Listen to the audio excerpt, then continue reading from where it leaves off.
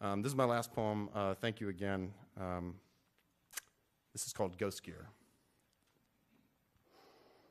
Low tide, my father high steps the trammel net, stoops half submerged into Naga Bay, and begins the work of disentangling yet another sockeye from the interlaced snares.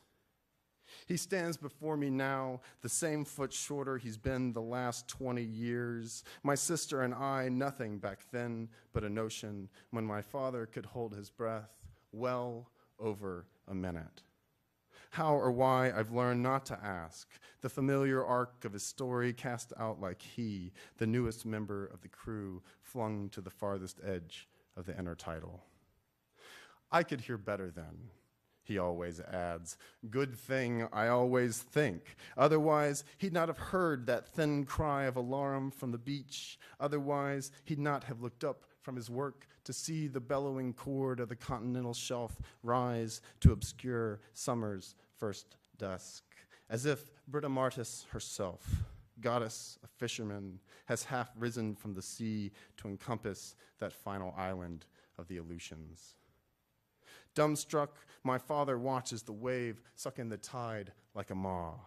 His legs, wranglers rolled to the knee, for the first time exposed, the net an organism in and of itself, a bare root system, salmon left clapping wet sand as far as the eye can see, a wave the width of his vision charging the land.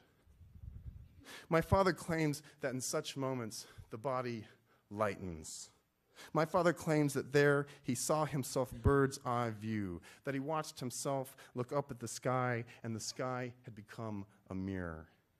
And he sees his body ascend the cumulus as if pulled by threads of light, each thrust to the sky's wide wings lifting him ever closer to a rift in the clouds.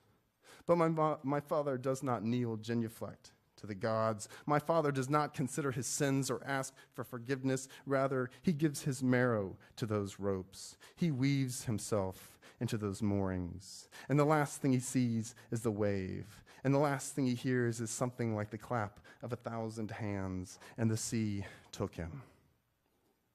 Language fails my father here, so he resorts to sound. Wham! Slamming one open palm into the other as if to quash something living, his posture surging in our living room, the tumblings of his cliffhanger body whipped by the imagined sea. How do I describe what seemed like hours beneath the waves? I am a poet retelling a telling.